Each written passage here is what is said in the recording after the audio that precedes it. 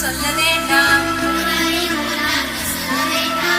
மாதாவை ஒரு நாளும் மறக்க வேண்டாம்.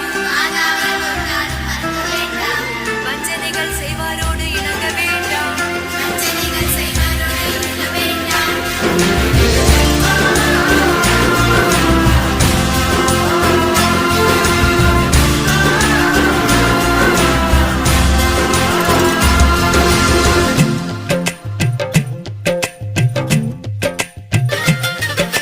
படித்தவன் எல்லாம் பள்ளியை மறந்து எந்திர வாழ்வில் தொலைந்து விட்டான்.